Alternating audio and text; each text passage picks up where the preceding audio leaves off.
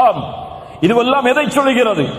இந்த பூமியில் பாவங்கள் நிலையாக இருப்பதால் தான் அல்லாஹ்வுடைய சோதனையும் வேதனையும் வருகிறது. இது ஒட்டுமொத்த சமூகத்திற்கும் தனிப்பட்ட மனிதருக்கும் சரி. ஆனால் கேள்வி கேட்கலாம், பலர் பாவம் செய்கிறார்கள், ஆனால் அவர்களுக்கெல்லாம் அருட்கொடைகள் கொட்டு என்று கொட்டுகிறது. பாவம் செய்யக்கூடிய மனிதன் செல்வத்தில் அதிகரிக்கிறான். பாவம் செய்யக்கூடிய மனிதனுக்கு உலகத்திலே மாடான மாளிகைகள் எப்படி கிடைக்கிறது? பாவம் செய்தால் தண்டனை உண்டென்றால் ஏன் இப்படி நடக்கிறது? அல்லாஹ்வுடைய தூதர் ஸல்லல்லாஹு அலைஹி வஸல்லம் அதற்கும் பதில் சொன்னார்கள். ஒரு அடியானுக்கு அல்லாஹ் இந்த பூமியில் உள்ள அருட்கொடைகளை கொடுக்க ஆரம்பிக்கிறான், அவன் பாவம் செய்தாலும் என்றால் அது அவனுக்கு கொடுக்கப்படுகிற அருட்கொடை அல்ல, அவனுக்கு அல்லாஹ் கொடுக்கின்ற வாய்ப்பு. சிறிது சிறிது அல்லாஹ் அவனை பிடிப்பான்.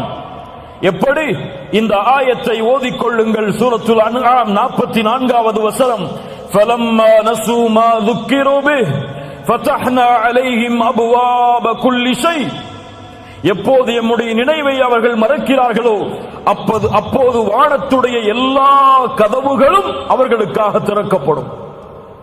அல்லாஹ்வை மறந்தால் வானத்துடைய கதவுகள் திறக்கப்பட்ட அருட்கொடைகள் கொட்டும். ஆனால் ஹத்தா இதா ஃபரிஹு பிமா ஊது, அல்லாஹ் கொடுத்ததை கொண்டு அவர்கள் நிம்மதியோடு வாழ்ந்து கொண்டிருக்கும் பொழுது அஹத்னாஹும் பக்தா, திடீரென அல்லாஹ் அவர்களை பிடித்து விடுவான். அதற்கு பிறகு நஷ்டவாளிகளாக அவர்கள் மாறிவிடுவார்கள். அல்லாஹு அக்பர். கண்ணியத்துக்குரியவர்களே, உங்களுடைய வாழ்வாதாரம் குறைகிறது என்றால், ரிஸ்கில் உங்களுக்கு நெருக்கடி ஏற்படுகிறது என்றால் ஒரே காரணம்தான், நீங்கள் பாவத்தில் மூழ்குகிறீர்கள். உங்களுடைய இல்மு குறைகிறது என்றால் ஒரே காரணம்தான், பாவத்தில் மூழ்குகிறீர்கள்.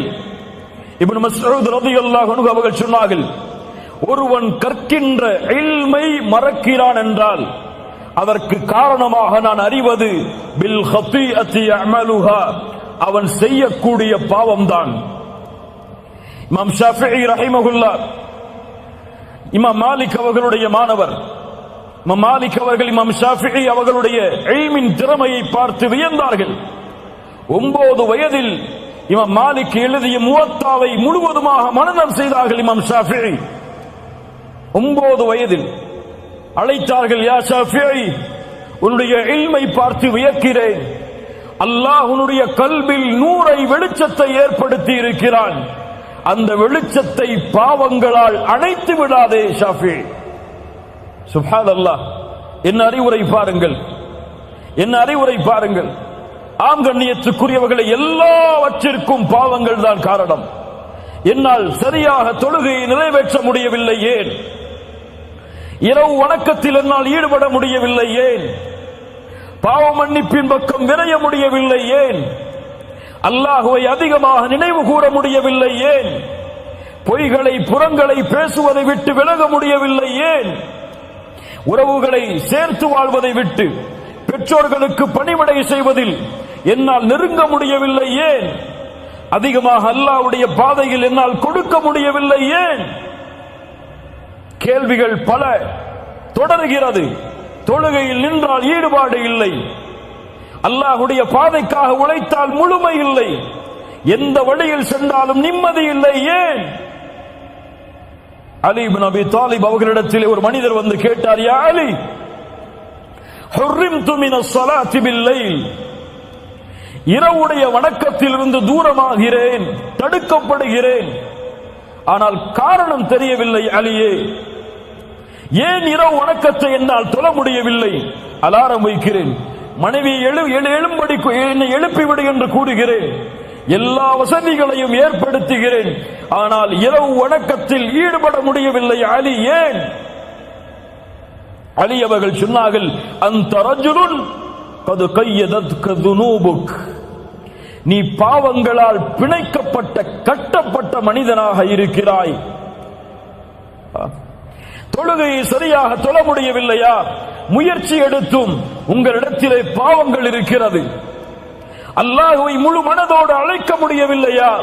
உங்களிடத்திலே பாவங்கள் இருக்கிறது. இரவு வணக்கத்திலே ஈடுபட முடியவில்லையா?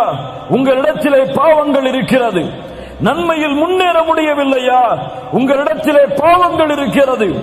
இதிலிருந்து நீங்கள் தௌபா செய்து விலகாமல் எந்த ஒரு சோதனையும் உங்களிடமிருந்து நீங்கள் நீக்க முடியாது. நபி நூஹ் அதைத்தான் சொன்னார் சமூகத்திற்கு. சூரத்து நூஹ், நபி நூஹ் சொன்னார்கள், ஃபகுல்து இஸ்தக்ஃபிரு ரப்பக்கும் இன்னஹு கான கஃபாரா. நபி நூஹ் தன் சமூகத்திற்கு சொன்னார், இஸ்தக்ஃபிரு ரப்பக்கும், ரப்பிடத்திலே மன்னிப்பை தேடுங்கள், அவன் மன்னிக்க கூடியவனாக இருக்கிறான்.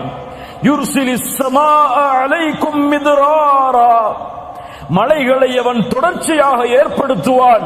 அவனிடத்திலே பாவ மன்னிப்பை தேடுங்கள். உலகத்தில் செல்வத்தாலும் குழந்தைகளாலும் இந்த உலகத்தின் தோட்டங்களாலும் அதில் ஓடக்கூடிய ஆறுகளாலும் அல்லாஹ் உங்களுக்கு உதவி செய்வான், ஏற்படுத்துவான். அல்லாஹ்விடத்திலே மன்னிப்பை தேடுங்கள் என்று நூஹ் அலைஹிஸ்ஸலாத்து வஸ்ஸலாம் அவர்கள் சொன்னார்கள்.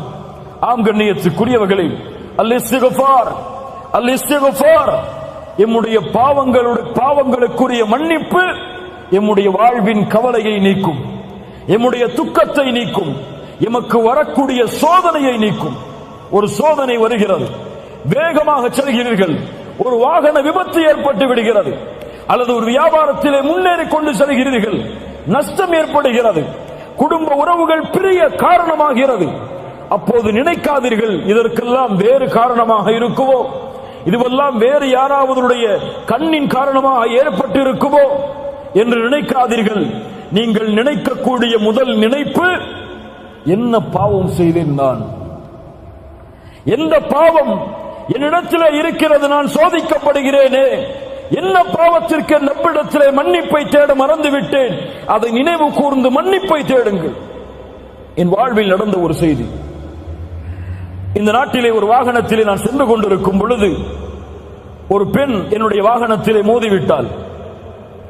மோதிய பிறகு என்னுடைய வாகனம் அதிகமாக பாதிக்கப்படுகிறது. அந்த பெண் இறங்கி வருகிறார்கள், மன்னிப்பு கேட்கிறாள். அப்போது என் கணவன் வரட்டும், இருவரும் சேர்ந்து நாம் போலீஸ் ஸ்டேஷனுக்கு போவோம் அப்படின்னு சொல்லி அந்த பெண் சொல்றாங்க. வெயிட் பண்றோம். அவங்களுடைய கணவன் வர்றார். மாஷா அல்லாஹ், அல்லாஹ் அவருக்கு அருள் செய்யட்டும். வந்து பார்த்தார் யாரின் மீது தவறு என்று. உணர்ந்து கொண்டால் தன் மனைவியின் பக்கம் தான் தவறு என்று ஒரே வார்த்தை தான் சொன்னார். நீ ஏதோ பாவம் செய்திருக்கிறாய், செல் 2 ரக்காத் தொழு, அல்லாஹ்விடத்திலே மன்னிப்பு தேடு, அதற்கு பிறகு நாம் காவல் நிலையத்திற்கு செல்லுவோம். அல்லாஹு அக்பர். அந்த பெண் சொன்னால் பரவாயில்லை, நாம் சென்று விட்டு வந்து தொழுது மன்னிப்பை தேடுவோம். இல்லை இல்லை இல்லை, இதற்கு காரணம் நாம் செய்கின்ற பாவமாகத்தான் இருக்கும். செல், தொழுது விட்டு வா, அதற்கு பிறகு போவோம். அல்லாஹு அக்பர். இப்படிப்பட்ட மனிதர்கள் இந்த பூமியிலும் வாழ்கிறார்கள். ஆம் கண்ணியத்துக்குரியவர்களே, இந்த நிகழ்வும் இது போன்ற நிகழ்வுகளும் நம்முடைய வாழ்வில் ஏற்பட்டால் முதலாவது நினையுங்கள், எந்த பாவம் என்னிடத்தில் இருக்கிறது, சரியாக தொழுகிறேனா, சரியாக ஜக்காத்தை கொடுத்தேனா, ஹஜ் கடமையாக ஹஜ் செய்தேனா, புறம் பேசுகிறேனா, பொய் பேசுகிறேனா, பெற்றோர்களுக்கு மாறு செய்தேனா, மனைவிக்கு நோவினை செய்தேனா, பிள்ளைகளுக்கு நோவினை செய்தேனா, என் ரப்பை நினைவு கூற மறந்தேனா, என் ரப்புடைய தொடர்பில் துண்டித்து இருக்கிறேனா. இந்த பாவத்தை விட்டு நீங்கினால்தான் என் சோதனை அகலும் என்று நினைத்தால் அல்லாஹ் ரப்புல் ஆலமீன் அந்த பாவ மன்னிப்பில் நம்முடைய வாழ்வின் கவலைகளை, பிரச்சனைகளை நீக்குவான். மூன்றாவது